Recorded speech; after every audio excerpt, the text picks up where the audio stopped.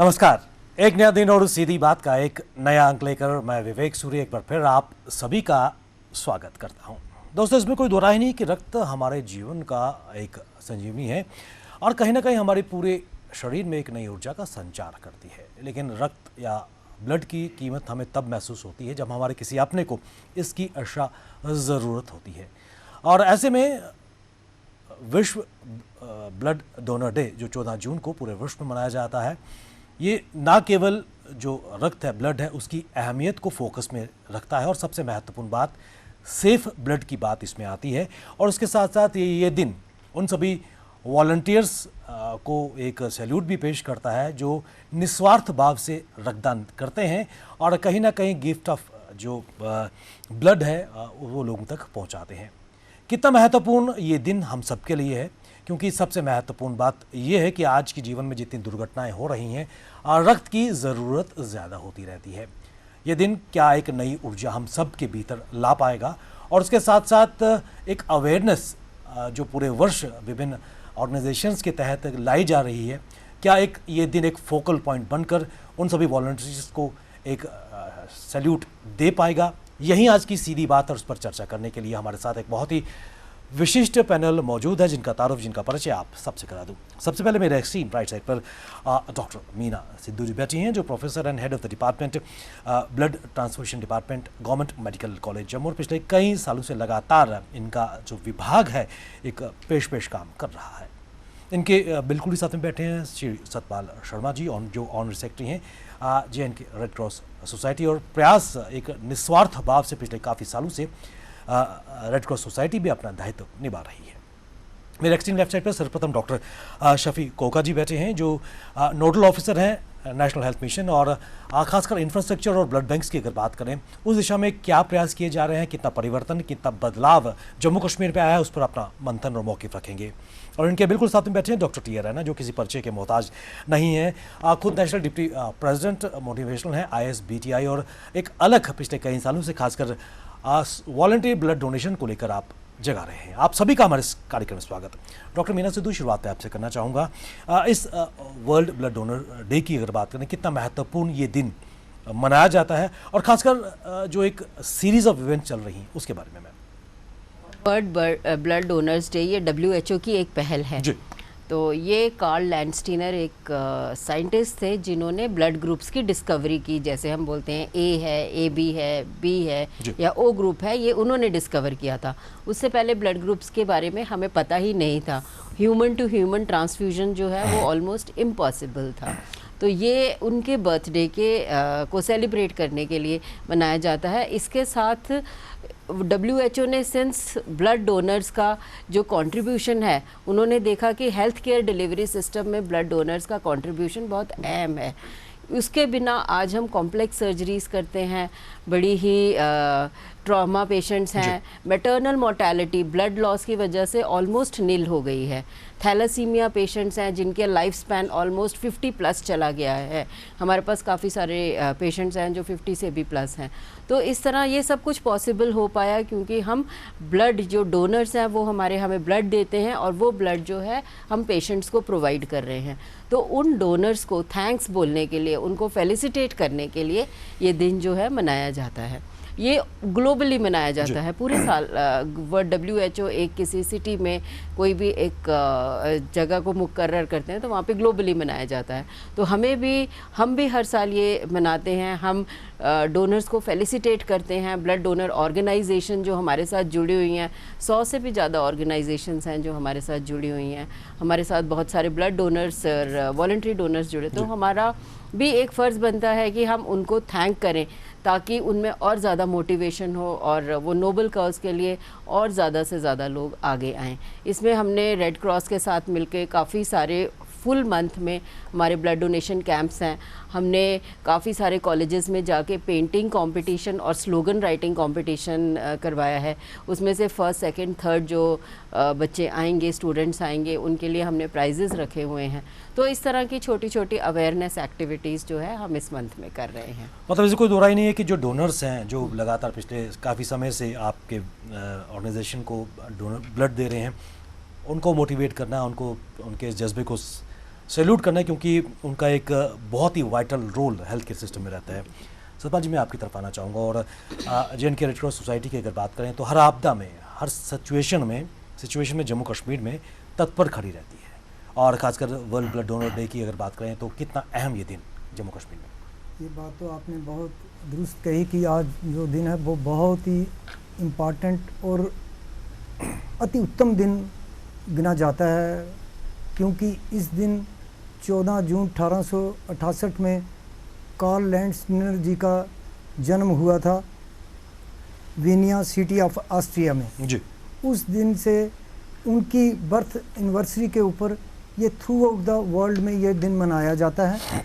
और इस दिन की अहमियत इम्पॉर्टेंस इतनी ज़्यादा है कि उसको बयान करना भी हमारे लिए बड़ा मुश्किल है।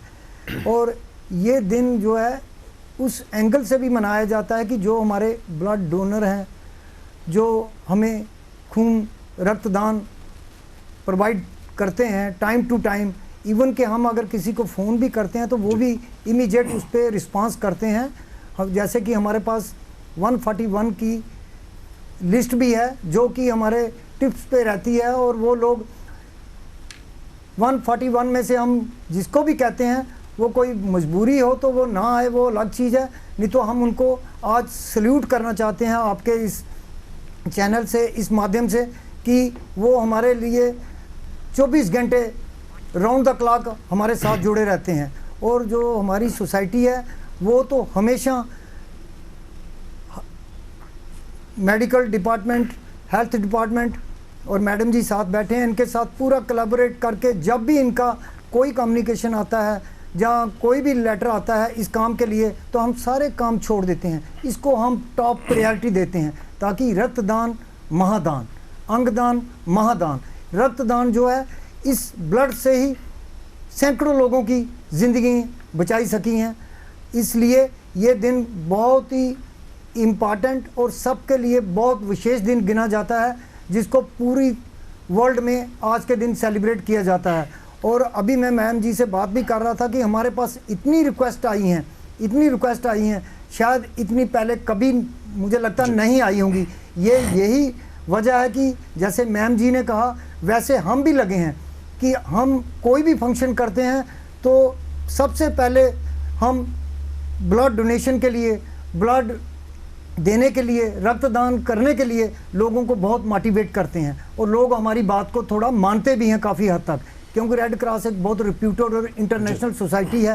कि हम जब फर्स्ट एड ट्रेनिंग करते हैं, हमारी रेगुलर फर्स्ट एड ट्रेनिंग चल रही है हमारी कच्ची सोनी में, और जो ट्रेनिंग्स होते हैं वो मैक्सिमम यंग ब्लड होता है, उनको हम बहुत अच्छे तरीके से मोटिवेट करते हैं, कन्विंस करते हैं। फर्स्ट एड ट्रेनिंग के साथ साथ ये भी एक पार्ट उनको हम थोड़ा सा बता देते हैं, और उस ग्रुप में से 50% लोग हमें अप्रोच कर लेते हैं।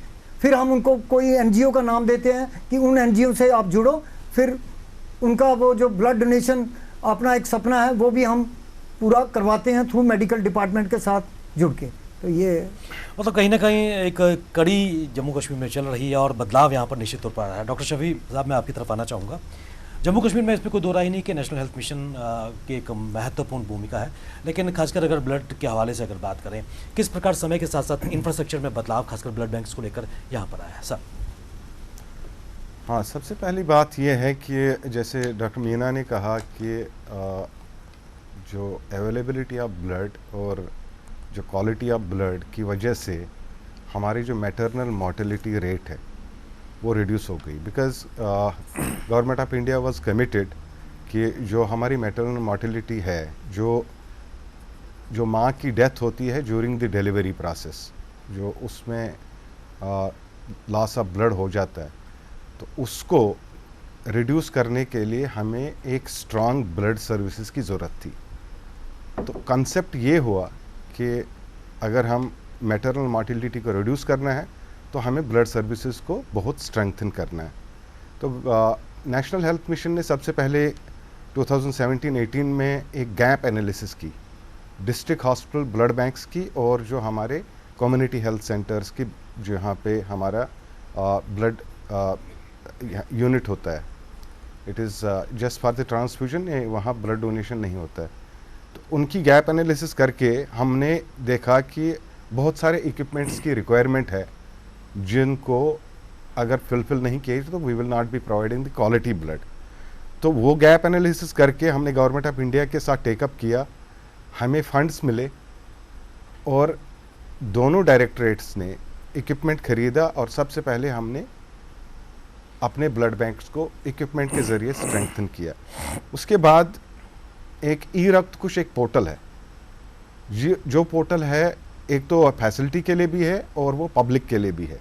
मतलब अगर आप अपने मोबाइल से ई रक्त कुश ऐप डाउनलोड करेंगे तो आपके सारे ब्लड बैंक्स जम्मू कश्मीर के हैं उसमें आ जाएंगे और उसमें आपको ये भी पता चलेगा किस ग्रुप का कितना स्टॉक उनके पास है। और उसकी अहमियत ये थी कि हमारे पास जैसे गांधीनगर हॉस्पिटल में हमारे पास ब्लड ज़्यादा है और कम यूज़ हो रहा है, लेकिन जीएमसी में वो यूनिट्स की कमी है इस वक्त, तो नेचुरली वो अप्रोच करेंगे और गांधीनगर वाला ब्लड ट्रांसफ़र होगा to GMC so that blood का वेस्ट नहीं हो जाए। और दूसरा, पब्लिक को ये भी पता है कि मुझे अगर ए पॉजिटिव की बात कही तो डिमांड करता नहीं, मुझे ऐप से पता चल रहा है कि आपके ब्लड बैंक में ये ग्रुप तो है। सो इसको स्ट्रेंथन, इसको डिजिटलाइज किया, हर एक ब्लड बैंक को हमने डिजिटलाइज किया। उसमें हमने एक डेटा एंट्री ऑपरेटर दिया, जो भी दिन की गतिविधियां हो रही है, डोनेशन हो रही है या हम इशू कर रहे हैं फॉर ट्रांसफ्यूजन, वो सारा उसमें कैच होता है और रिफ्लेक्ट होता है। तीसरा, हमने ह्यूमन रिसोर्स की ट्रेनिंग की, हम उनको नेशनल इंस्टीट्यूट ऑफ बायोलॉजिक्स ले गए, सारे ब्लड बैंक के 1 या 2 एम्प्लॉय को, और वहाँ पे उनको ब्लड की सेफ्टी के बारे में और ई रक्तकुश पोर्टल को चलाने के लिए 6 दिन की ट्रेनिंग की गई। इसके साथ साथ हमें लगा नहीं, हमें क्योंकि होल ब्लड देना is a newer concept, doctor साहब ये पूरा पैनल डॉक्टर्स का है, तो होल ब्लड देना ओल्डर कंसेप्ट है, आजकल है कि आप वही चीज़ दीजिए जहाँ हीमोग्लोबिन की कमी है तो वहाँ आप पैक सेल वॉल्यूम दे दीजिए।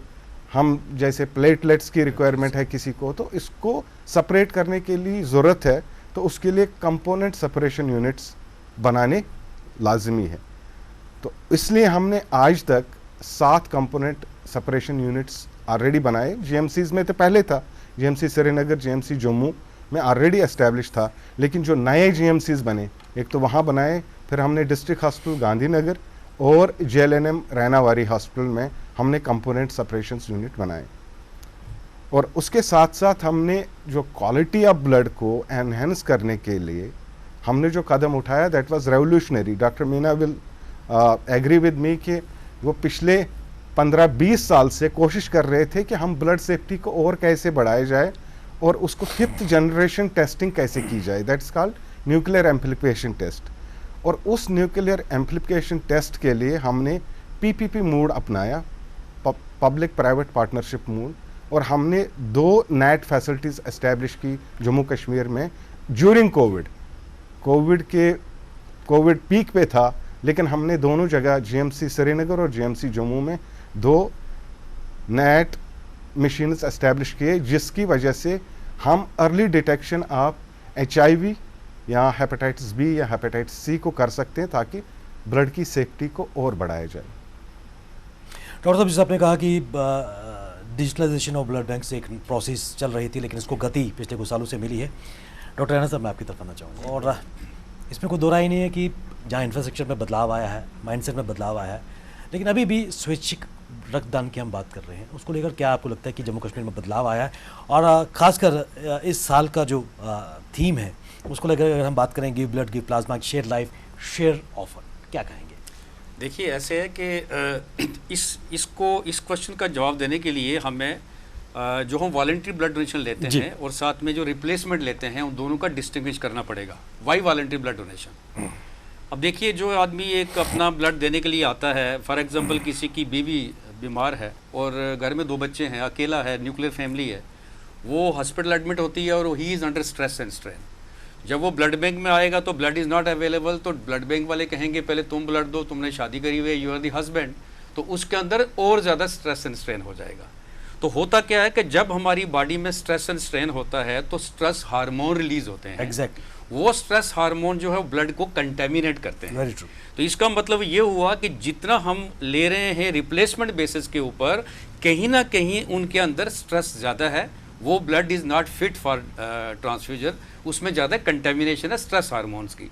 And scientist have proved that जितनी भी हमारी बीमारियां हैं इस पूरी दुनिया में, 95% से भी ज़्यादा जो बीमारियां हैं वो स्ट्रेस एंड स्ट्रेन की वजह से होती हैं। तो that means in fact we are harming the patient अगर हम उस तरीके का ब्लड लें।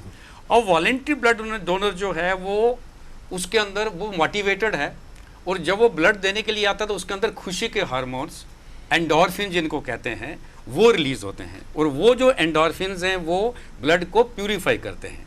इसका मतलब ये हुआ कि जेंट के स्टेट में हमें 100% वॉलेंट्री ब्लड डोनेशन की तरफ जाना है। बिल्कुल, इसको आप समझ रहे ना। अब मैं आपको ये बताऊं कि इनफैक्ट अभी जो हमारा लाइफस्टाइल चल रहा है, ये तो हो गया प्रूफ कि जो वॉलेंट्री डोनर है उसके अंदर स्ट्रेस हार्मोन्स कम होंगे, लेकिन क्या है कि ये जो हमारा लाइफस्टाइल है इसमें जो वॉलेंट्री डोनर्स हैं उनके अंदर भी स्ट्रेस एंड स्ट्रेन आना स्टार्ट है बिकॉज ऑफ दी हमारा डीरेंज लाइफस्टाइल। तो हमारी जो ISBTI जो है, Indian society of blood transfusion and immunohaematology, हमने एक स्टेप लिया, हमने अपने कॉन्स्टिट्यूशन में योगिक वे ऑफ लाइफ को डाला, इंक्लूड किया कि अगर कोई वॉलेंट्री डोनर है, अगर वो भी योगिक वे ऑफ लाइफ को अगर इंक्लूड करेगा अपने दिनचर्या में, और आम लोग भी करेंगे, तो नेचुरली स्ट्रेस एंड स्ट्रेन खत्म हो जाएगा। एक तो वो मोटिवेट हो जाएंगे, और सेकंडली उनका जो ब्लड होगा वो बहुत ही प्योरीफाई होगा। आपको बताएं कि हमारी यहाँ कॉन्फ्रेंस हुई है ISBTI की 47th कॉन्फ्रेंस हुई है, जम्मू में कराई हमने। इसमें more than 800 doctors across the country थे। तो उसमें हमने ये एक सेशन रखा, how to achieve 100% voluntary blood donation by adopting yogic way of life. और मैं आपको बताऊं कि मैं 13 तारीख को बारामूला मेडिकल कॉलेज जा रहा हूं, वहां पर यही टॉपिक है कि कैसे हम योगिक वे ऑफ लाइफ को अडॉप्ट करके तो वॉलेंट्री ब्लड डोनेशन को 100% कर सकते हैं। तो जेंट के स्टेट में काफ़ी हद तक इसकी चर्चा हो चुकी है, and I am totally hopeful कि जेंट के state will be the one of the पहली स्टेट होगी यहाँ पर इस किस्म का voluntary blood donation 100% we will achieve it. यानी कि इनोवेशंस भी इसमें आ रही हैं। यस, ये this is one of the new innovation. और इनोवेशन ये this is the fact of life. बिल्कुल, आप देखेंगे this is the fact of life. और अगर एक आदमी अगर आप योगी वे ऑफ लाइफ में क्या जरूरी थोड़ा कि आप आसन ही करोगे, आप कैसे बैठते हो, कैसे खाते हो, आपका घर में एटमॉस्फेयर कैसा है, आपका थॉट प्रोसेस कैसे है, पानी कैसे पीते हो, ये सारी छोटी छोटी चीज़ें अगर इसको हम अडॉप्ट करेंगे हमारा। मैं आपको ये कहूँगा कि हेल्दी आदमी कौन है। हम कहते हैं कि हेल्दी आदमी वो है कि जिसको कोई बीमारी नहीं है, ऐसी नहीं है। Healthy person is that person जो सुबह उठता है and he is enthusiastic to work and he is enthusiastic to be compassionate. किसी की हेल्प करने के लिए वो एंथुसियास्टिक है। तो हेल्प करने में तो क्या आएगा, आप देखिए हमारा जो थीम था योग का, वो था योग फॉर ह्यूमैनिटी। और ये जो ह्यूमैनिटी है, ये जो ब्लड डोनेशन है, it leads to universal brotherhood, and yoga also leads to universal brotherhood. So this is the you can say ray of hope starting from J and के स्टेट, जो आपने क्वेश्चन मेरे से पूछा। बदलाव समय के साथ साथ आ रहा है, क्योंकि एक समय वो भी था कि स्वैच्छिक रक्तदान बहुत कम करते थे, और कहीं ना कहीं कहीं पेड होते थे, कहीं किसी को पकड़ के लाया जाता था। वो बदलाव एक टाइम था जब हम स्टूडेंट थे और नए नए डॉक्टर बने थे कि अगर वार्ड में अगर बहुत ज़्यादा रश होता था अटेंडेंस का, तो हम क्या कहते थे कि भाई हमें ब्लड की जरूरत है, इसको आप चलो ब्लड दो। तो क्या होता था कि सब के सब लोग भाग जाते थे। लेकिन अब doctor Meena is the witness. आप देखिए, आई थिंक एवरी वीक इनको कोई ना कोई लेटर आया होता है जिसमें वॉलंटियर ब्लड डोनेशन के लोग आ रहे हैं, सामने आ रहे हैं। सो this is a new concept, और हमारा ये जेंट के स्टेट का ये रे ऑफ होप हमारी बिल्कुल स्प्रेड कर रही है पूरी वर्ल्ड में। डॉक्टर मीना, मैं दो चीज़ें आपसे जानना चाहूँगा। एक तो जो जिक्र जहाँ पे डॉक्टर रैना ने किया कि एक बदलाव यहाँ पर मानसिकता में आया है, लोग स्वेच्छा से वॉलंटरी ब्लड डोनेशन के लिए आ रहे हैं, चाहे इंडिविजुअल आ रहे हैं अपने बर्थडे पे, एनिवर्सरी पे, और इसके साथ साथ डिफरेंट ऑर्गेनाइजेशंस भी सामने आ रही हैं। निरंकारी की अगर बात करें, बाकी संगठन भी इसमें बहुत बेहतरीन काम कर रही है। एक तो कितना बदलाव इस वक्त यहाँ पर नज़र आया, और जो प्रश्न मैंने डॉक्टर रैना से भी पूछा था, मैं दोबारा आपसे तरफ आना चाहूँगा, जो इस साल का थीम है give blood give plasma share life and share offer. Ma'am, इसमें पहले क्वेश्चन का मैं आंसर करूंगी कि बदलाव काफ़ी आया है। जब मैंने यहाँ पे ज्वाइन किया था तो हमारी शायद डोनेशन जो वॉलंटरी डोनेशन थी एज़ पर नैको का डेटा देखा जाए तो 20% थी।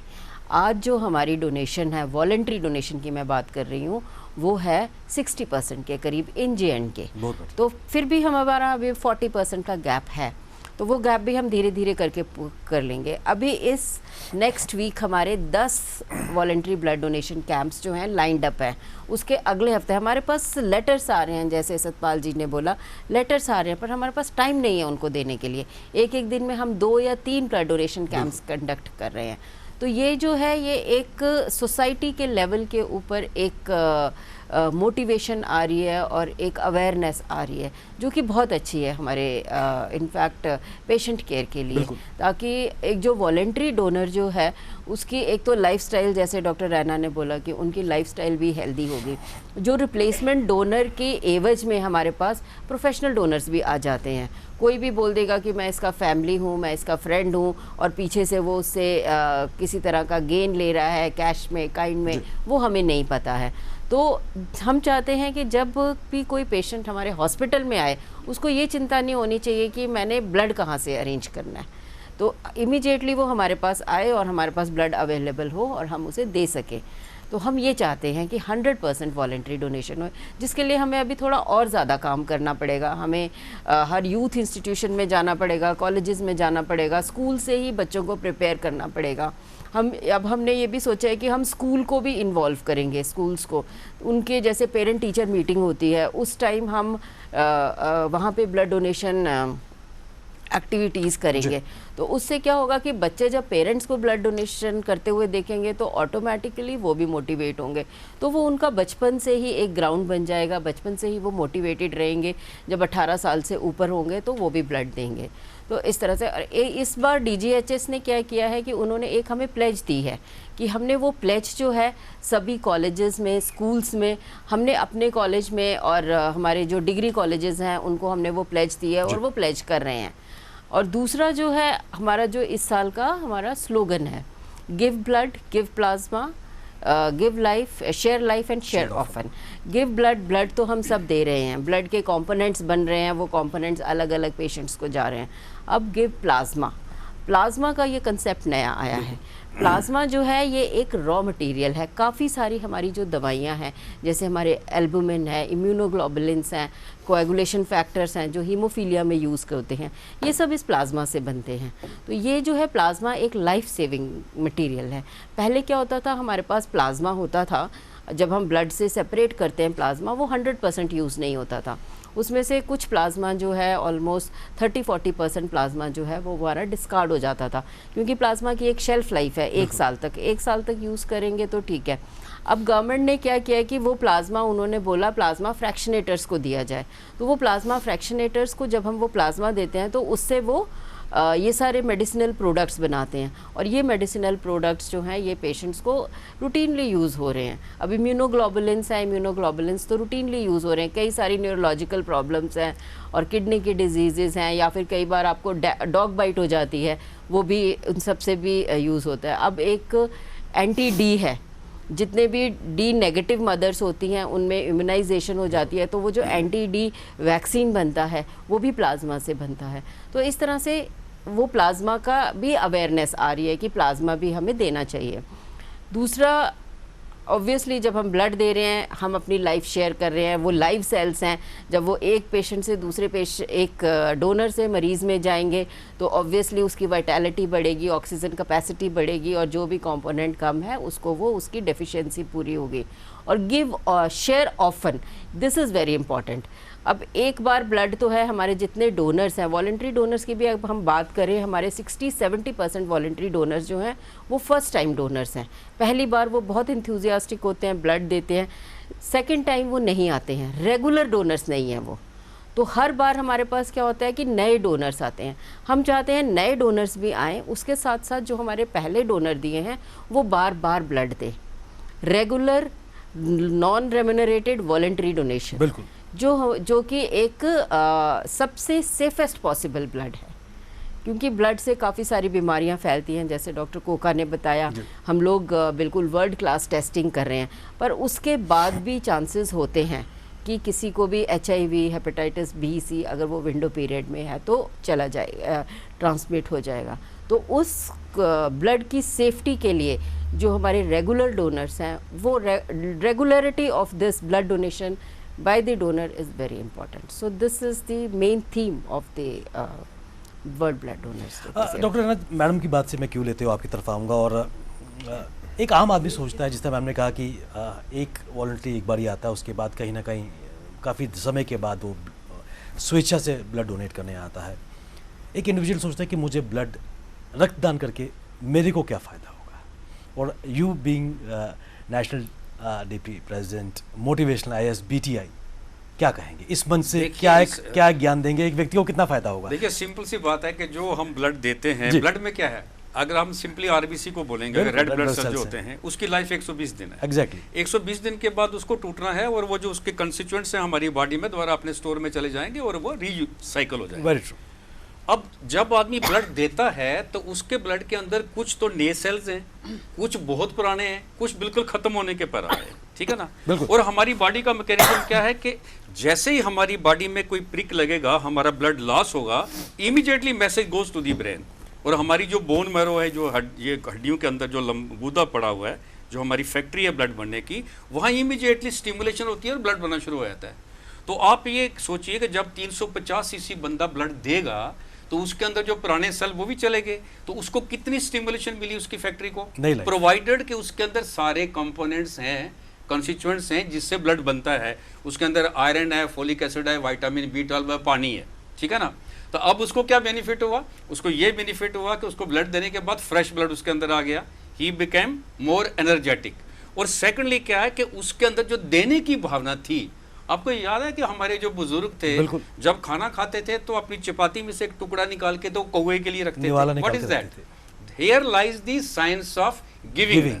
इसका ये मीनिंग नहीं था कि कौवे भूखे मर जाएंगे, उसमें हमारे ऋषि मुनियों ने, बड़े बुजुर्गों ने, साइंस थी ये कि जैसे उन्होंने टुकड़ा निकाला, उनके अंदर देने की भावना आई तो उनके अंदर एंडोर्फिन रिलीज हो गए, खुशी के हार्मोन रिलीज हो गए, और खाना भी सही हुआ और उनकी सेहत भी अच्छी हो गई।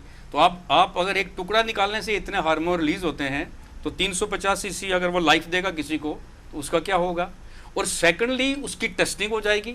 जो टेस्ट हम 5 जो मैंडेटरी करते हैं उसका पूरा हीमोग्लोबिन हो जाएगा, बाकी सारे टेस्ट हो जाएंगे। और उसके अंदर एक देने की जो भावना है, एक सोसाइटी की हेल्प करने की, उससे क्या होता है, मोस्टली हमारा देखा जाए कुछ स्पिरिचुअल लेवल पर देखेंगे तो हमारा हार्ट ये हमेशा क्लोज रहता है, यानी अपने की तरफ, मैं। लेकिन जब वो देने की भावना आती है तो it opens up. When it opens up then it radiates love and respect for everybody। तो you can imagine कि उस आदमी का जब हार्ट ओपन हो गया, उसका जो love and respect to everybody उसके अंदर आ गई, ह्यूमैनिटी को सर्व करने की भावना आ गई, he becomes totally perfectly okay। तो इससे बढ़ के बेनिफिट क्या होगा उसका? सबसे महत्वपूर्ण चीज़। सबसे महत्वपूर्ण। सतपाल जी, मैं आपसे एक चीज़ जानना चाहूँगा, और पिछले कई सालों से एक अवेयरनेस पार्ट की अगर बात करें, विभिन्न चीज़ों को लेकर Jammu Kashmir red cross society कार्य कर रही है। आप स्कूल्स और कॉलेज का जिक्र प्रोफेसर मीना जी ने किया। स्कूल्स और कॉलेज में पहले भी रेड रिबन एक्सप्रेस या फिर ऐसे क्लब्स बने होते हैं। आपके द्वारा किस प्रकार उनको रोप इन किया जा रहा है अवेयरनेस रक्तदान के प्रति? सर, हमारा एक पार्ट होता है यूथ रेड क्रॉस और जूनियर रेड क्रॉस जी, तो 1922 में इस्टेब्लिश हुआ।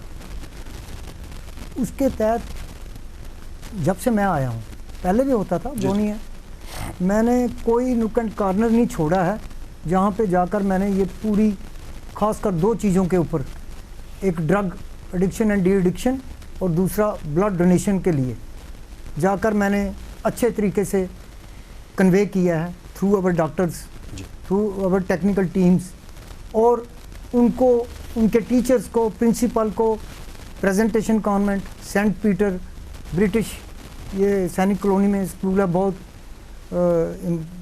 काफ़ी उसकी स्ट्रेंथ है। सबको मैंने जाकर अच्छे तरीके हैंडल किया, पर्सनली भी गया, उनको कन्विंस किया, टैकल किया। और बच्चों ने नहीं देना है, क्योंकि उनकी जो PTM होती है, PTM के तहत उन्होंने वहाँ तक मैसेज पहुँचा दिया स्कूल के थ्रू, और वहाँ से मुझे फ़ोन आ रहे हैं कि हमने देना है, किस तरीके से दें, कहाँ दें, कब दें। रात को 11 बजे मुझे एक हमारा एग्जीक्यूटिव मेंबर है, बहुत रिप्यूटेड प्रोमिनेंट सिटीज़न है और बिजनेसमैन है, तो उन्होंने कोई ब्लड डोनेशन कैंप लगाना है, कहते स्पेस नहीं मिल रही है, मैं कहाँ से लूँ, मैंने देना ज़रूर है 14 तारीख को। मैंने उसी वक्त कहा महावीर इंटरनेशनल जैन, ये हॉल जो है ये बहु प्लाजा के सामने जैनिज मंदिर है, तो मैंने कहा आप उधर जाएं, नहीं तो मैडम को मेरी तरफ से भी थोड़ा रेफरेंस दे देना तो आपको मिल जाएगा। तो इतनी उत्तेजना हमारी टीम ने, हमने 1 साल में लोगों के अंदर भरी है और इन 2 चीज़ों पे हमने दिन रात काम किया है। मैडम जी भी साथ बैठे हैं, डॉक्टर साहब भी बैठे हैं, वो जानते हैं, देखते भी हैं, सुनते भी हैं कि हमने कोई कसर नहीं छोड़ी है। और दूसरी बात यह है कि हमने किसी को कंपेल नहीं किया है, हमें खुद जो ट्रेनिंग करने आते हैं, फर्स्ट ट्रेनिंग करने आते हैं, 50-50 के ग्रुप में आ रहे हैं, वो ट्रेनिंग तो करते हैं, उसके साथ वो खुद हमें खुद भी पूछते हैं कि कैंप कब लगेगा। नॉन टेक्निकल लोग होते हैं, कईयों को नहीं पता होता, तो फिर हम उनको उस तरीके से मोटिवेट करते हैं और कन्वे करते हैं कि आप मेरा such and such head clerk का उसको अप्रोच करिए जो इस सेक्शन को डील करता है, तो आपका सारा प्रबंध हम कर लेंगे। बाकी मैडम जी की तरफ से हमें इतनी सपोर्ट मिलती है कि जितनी तारीफ करूं इतनी कम है। पर यह है कि हमारे पास अपना ब्लड बैंक हो जहाँ ब्लड स्टोरेज नहीं है, जिसके लिए एक चीज़ ज़रूर कहूँगा कि अगर वो भी थोड़ा हो जाए तो मैं ये नहीं कहूँगा आगे ही 4-5 ब्लड बैंक यहाँ पे हैं, क्योंकि रेड क्रॉस एक डोगरा रूलर के टाइम से बनी है यहाँ पे, और वो एक ऐसी संस्था है जहाँ पे इजीली लोग पहुँच जाते हैं।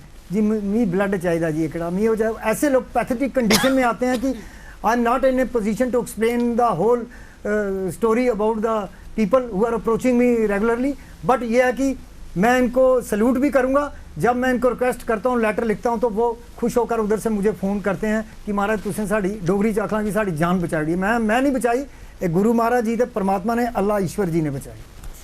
डॉक्टर साहब एक बार फिर आपकी तरफ आना चाहूँगा। जिस तरह आपने मेंशन किया कि जो ब्लड बैंक से जम्मू कश्मीर में 7 का आपने जिक्र किया जहाँ पर कंपोनेंट सेपरेशन यूनिट्स काम कर रहे हैं, आने वाले समय की अगर बात करें, ट्रांसपेरेंसी ब्लड बैंक्स में आ चुकी है, डिजिटलाइजेशन ऑफ ब्लड बैंक शुरुआत हो चुकी है, यहाँ से आगे इंफ्रास्ट्रक्चर को लेकर और क्या इकदाम उठाए जाएंगे? हाँ, जैसे आपने कहा कि हमारे already 7 component separation units establish हो गए, but still we are lacking in 13 district hospitals. So हमारी प्रायोरिटी रहेगी इन 13 के 13 डिस्ट्रिक्ट हॉस्पिटल्स में कंपोनेंट सेपरेशन यूनिट्स एस्टैब्लिश हो जाए, और उसके साथ साथ ट्रेनिंग विल कंटिन्यू, क्योंकि हमारा जो ह्यूमन रिसोर्सेज के साथ एसोसिएटेड है, जो भी लोग अगर उनकी ट्रेनिंग को रिफ्रेशर ट्रेनिंग्स दी जाए सो दैट कि सेफ्टी के बारे में, क्योंकि हमारे पास तो मशीन्स है, अनलेस एंड अनटिल अगर ह्यूमन रिसोर्स जो प्रोसेस में इन्वॉल्व होता है अगर उसकी जानकारी नहीं है तो हमारी सेफ्टी इक्विपमेंट किसी काम का नहीं है। सो विल एंश्योर कि more and more trainings, refresher trainings हमारे ह्यूमन रिसोर्स की हो जाए सो दैट कि safety of the blood is maintain. और दूसरा, हम इन एडिशन टू दिस हम फाइनेंसिंग करते हैं लार्जली, मुझे लगता है हम पे ही डिपेंडेंट है सारे हीमोफीलिया और थैलेसीमिक पेशेंट्स। एग्जैक्टली, थैलेसीमिया हमारे जम्मू डिवीजन में काफ़ी ज़्यादा है कंपेयर टू कश्मीर। कश्मीर में कुछ 10-15 केसेस टोटल है, बट हमारे कुछ अराउंड 400 केसेस जम्मू में हैं जिनको बार बार ट्रांसफ्यूजन की ज़रूरत है, और ट्रांसफ्यूजन के साथ साथ फर्दर टेस्टिंग चाहिए। उस टेस्टिंग को भी हम सपोर्ट कर रहे हैं, we continue to support that. और जो हीमोफीलिया है, हीमोफीलिया ज़्यादा जनरली कश्मीर डिवीजन में ज़्यादा है, और वहाँ फैक्टर्स काफ़ी एक्सपेंसिव फैक्टर्स है, और लोग क्या करते हैं, वो आजकल सोसाइटीज़ बन रहे हैं, वो पूलिंग पहले करते थे फाइनेंसेस सो दैट कि हीमोफिलिक पेशेंट को फैक्टर की मतलब मार्केट से परचेज करके फैक्टर्स दे जाते थे, और सड़कों पे होते थे पहले। जब से एनएचएम का रोल बीच में आ गया, वो उनको फैक्टर्स हर बार मिलते हैं, व्हेन एवर, एपिसोडिक नहीं। हम बोलते हैं कि जब एपिसोड होगा फिर आपने फैक्टर दिया, वी आर ट्राइंग नहीं, उनको प्रोफिलैक्टिक दिया जाए, एडवांस में दिया जाए, ताकि उनको ब्लीडिंग एपिसोड्स ना हो जाएं। उसके साथ साथ जो मैं पहले बताना भूल गया, हमने 2 blood collection and transportation vehicles दिए। So these are state of art. 50-50 lakh की एक blood collection and transportation vehicle है। कश्मीर में एक है, जम्मू में एक है। और इसमें खासियत क्या है कि आप डोनर साइट पे जाएंगे, आप गाँव में जाएंगे, और उसमें सेफ्टी ये है कि आपने कोई कैंप नहीं लगाना, कोई टेंट नहीं लगाना, आपने जाके वहाँ काउचेस अंदर लगे हैं, वहीं डोनर होता है, वहीं डिपॉजिट होता है, वहीं स्टोर होता है, और वहीं से ट्रांसपोर्ट होता है। सो ट्रांसपोर्टेशन सेफ है, ब्लड को कुछ नहीं होता है, और ये 2 दिए हैं। हमारा प्रयास रहेगा कि इसको ज़्यादा और भी ऐड ऑन किए, 2 और चाहिए, ताकि हमारे सारे रीजन, जैसे कठुआ साइड का रीजन आ जाएगा, उधमपुर डोडा साइड का रीजन आ जाएगा, वो भी कवर हो जाए, कश्मीर में नॉर्थ और साउथ का रीजन भी कवर हो जाए, तो 2-4 और blood collection and transportation vehicle अगर आ जाती हैं। और उसके साथ साथ नाइट की जो बात हो रही है कि विंडो पीरियड को बहुत रिड्यूस किया गया, सेफ्टी को एनहेंस किया गया, लेकिन हमारा लिमिटेड है ये।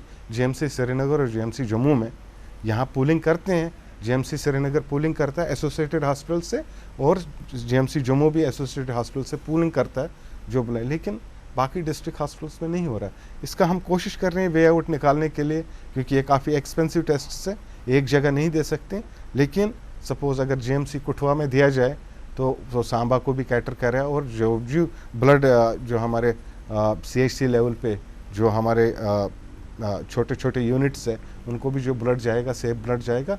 लेकिन दिस इज़ जस्ट ये मेरा थाट है कि we should do it, and we hope we will try कि आगे की मतलब सारे पेरिफेरीज की सेफ्टी, ब्लड सेफ्टी को एनहांस किया जाए।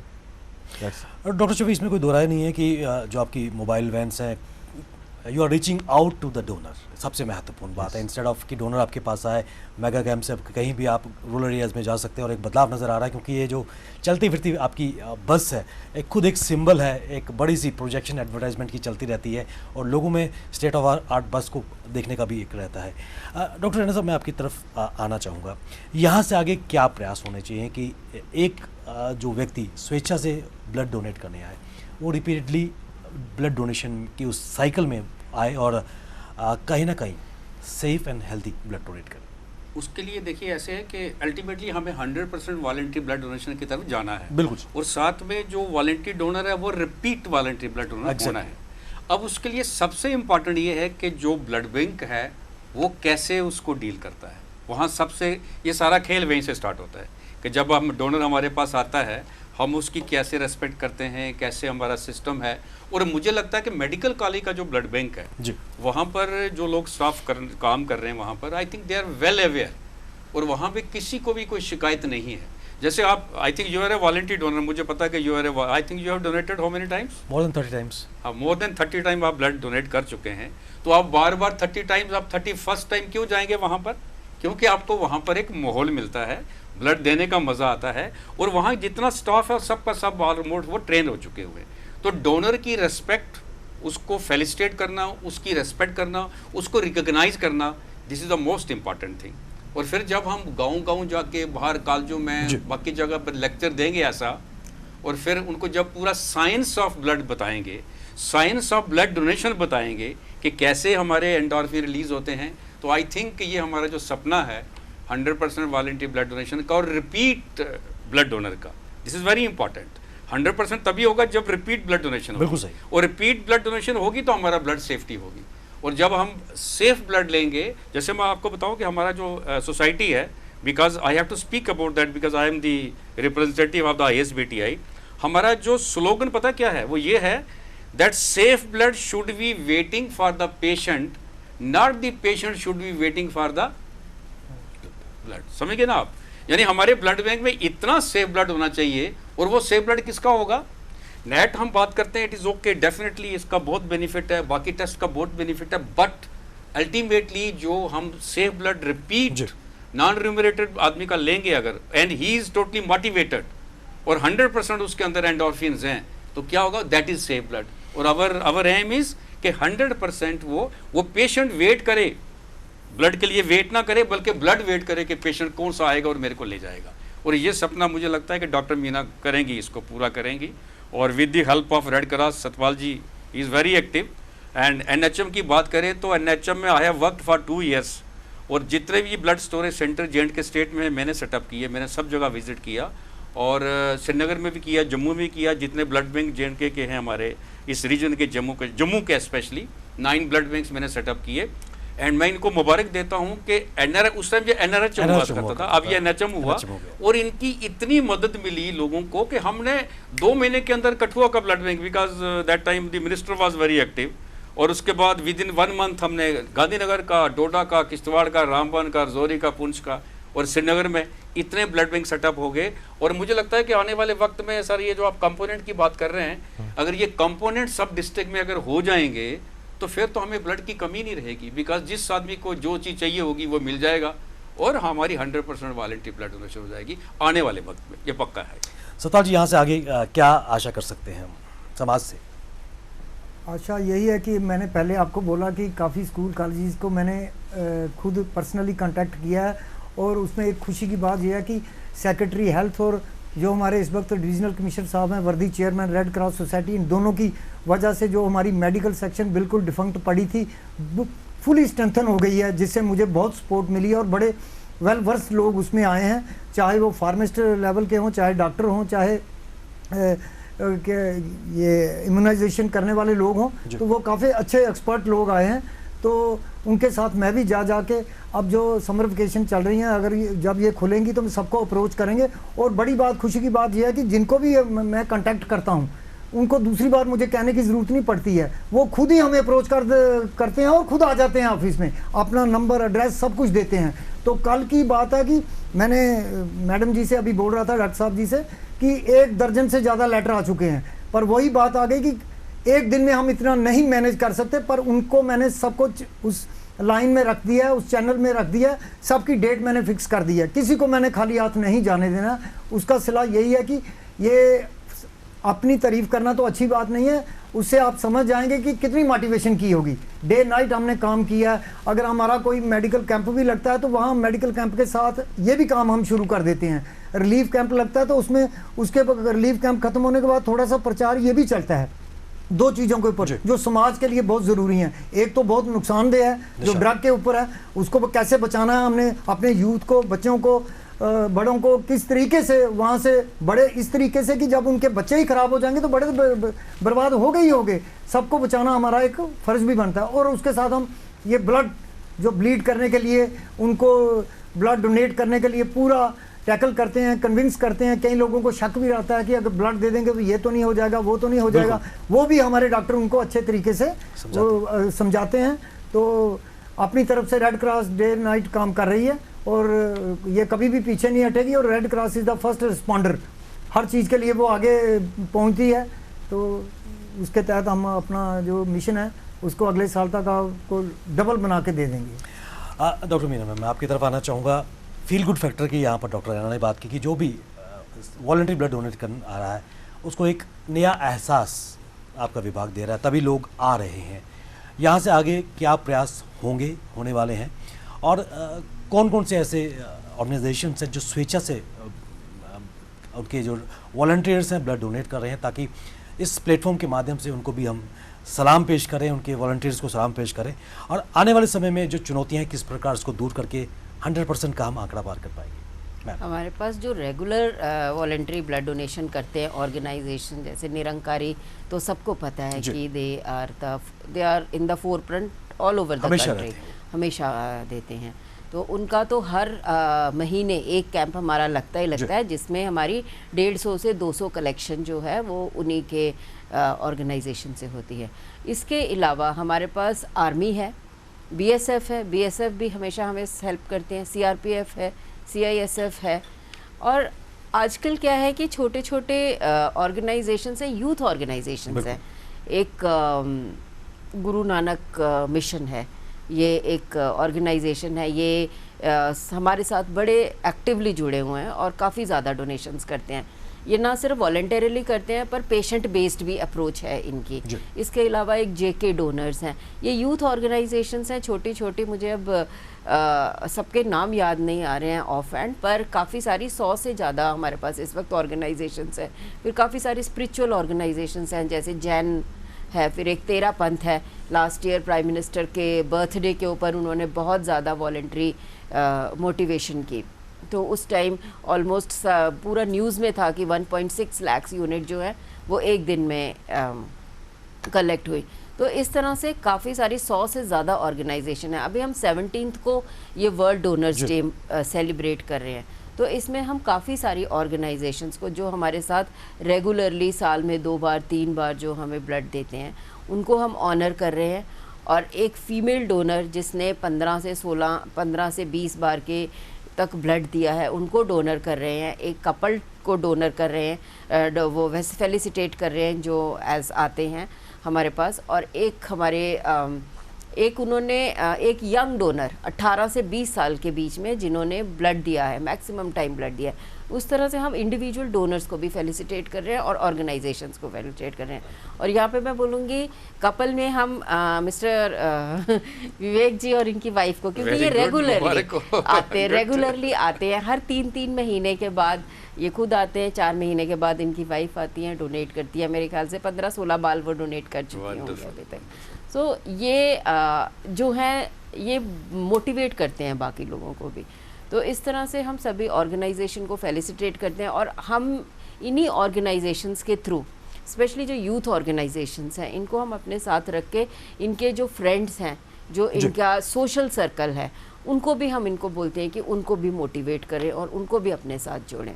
और अब हमारे जूनियर जो मेरे फैकल्टी मेंबर्स हैं वो हर कॉलेज में जा रहे हैं। हम सोच रहे हैं कि हमने एजुकेशन डिपार्टमेंट को अपने साथ जोड़ा है कि एजुकेशन डिपार्टमेंट में हम उनके जो भी हायर ऑफिशियल्स हैं उनको अप्रोच करें। अभी तो हम कॉलेजेस को इंडिविजुअली अप्रोच कर रहे हैं, पर मुझे लग रहा है कि हमें एक एडमिनिस्ट्रेटिव लेवल के ऊपर उनको अप्रोच करना पड़ेगा ताकि वहाँ से एक मैसेज जाए कि सभी ने कैंप्स ऑर्गेनाइज कर रहे हैं। फिर एनएसएस यूनिट्स हैं, एनसीसी यूनिट्स हैं, रेड क्रॉस है। रेड क्रॉस हमें लॉजिस्टिक सपोर्ट देते हैं और काफ़ी सारी ऑर्गेनाइजेशंस जो इनके साथ जुड़ी हैं वो इन्हें अप्रोच करती हैं, फिर ये हमारे साथ ऑपरेट करते हैं। फाइनेंशियल सपोर्ट हमें एनएचएम से मिलता है। एड्स कंट्रोल सोसाइटी है, वो डोनर्स की रिफ़्रेशमेंट को अरेंज करती है।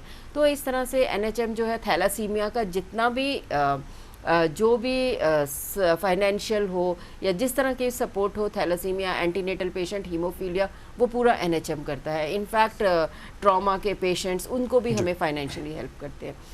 तो इस तरह से काफ़ी सारी government and non government organisations हैं जो हमारे साथ जुड़ी हुई हैं। और हमारा ये है कि हमने और उनको अपने साथ जोड़ना है ताकि ये एक मास अवेयरनेस कैंपेन बने पूरे जम्मू और कश्मीर रीजन में। और हमारी जो रिप्लेसमेंट डोनेशंस हैं और रिप्लेसमेंट के एवज में जो हमारे पास प्रोफेशनल डोनर्स आ जाते हैं, कई बार वो पेशेंट्स को डिच भी कर देते हैं, उनसे पैसे लेके भाग जाते हैं। फिर डोनर्स कई बार उनको हमने पकड़ा भी है, पुलिस को भी हमने उनको हैंड ओवर किया। तो इस तरह की चीज़ें जो हैं वो ऑलमोस्ट मतलब बिल्कुल नील हो जाएं, ख़त्म हो जाएं और पेशेंट को कोई इसी तरह की प्रॉब्लम नहीं हो ब्लड की अरेंजमेंट के लिए। इसमें कोई दो राय नहीं है। जम्मू कश्मीर में खासकर वॉलंटरी ब्लड डोनेशन को लेकर एक बदलाव पिछले कुछ सालों में आया है। 20% से लेकर 60 से 70% लोग अब वॉलंटरी ब्लड डोनेशन कर रहे हैं, जो एक बड़ा बदलाव है। और 100% वॉलंटरी ब्लड डोनेशन अब मिशन बन चुका है। और सबसे महत्वपूर्ण बात कि अगर हम अपने अंदर आत्मचिंतन करें, इंट्रोस्पेक्ट करें अपने भीतर की ब्लड देने से ना केवल एक कीमती जान बच सकती है, एक कीमती जान नहीं बल्कि उसके साथ अगर हम उसके कंपोनेंट्स बनाएं तो कई जानें बच सकती हैं। लेकिन सबसे महत्वपूर्ण बात इंडिविजुअल की, आप जो ब्लड डोनेट कर रहा है उसके जीवन में एक नई ऊर्जा का संचार आएगा। रक्तदान के बाद कहीं ना कहीं जो प्राउड फीलिंग अंदर आती है वो शब्दों में बयां करना नामुमकिन है, लेकिन कीमती जान बच पाएगी अगर हम सब स्वेच्छा से ब्लड डोनेट करें। तो बदलाव निश्चित तौर पर समाज में आ पाएगा। और खासकर वर्ल्ड ब्लड डोनर्स डे के दिन हम ये प्लेज ले सकते हैं कि कहीं ना केवल अपने बर्थडे, महत्वपूर्ण दिन जो हमारे लाइफ के माइलस्टोन्स हैं, उन दिनों पर अगर हम स्वेच्छा से रक्तदान करें तो एक बदलाव निश्चित तौर पर समाज में आ पाएगा। डॉक्टर मीना सिद्धू जी, सतपाल जी, डॉक्टर शफीक हुक्का जी और डॉक्टर टी आर रैना जी, आप इस विषय पर चर्चा के लिए अपने कीमती समय हम सबको दिया, आप सबका बहुत बहुत धन्यवाद। सीधी बात में आज बस इतना ही, इजाजत दीजिए, नमस्कार। टेक वन अब आपके व्हाट्सएप पर। व्हाट्सएप करिए हाय 9728253663 पर।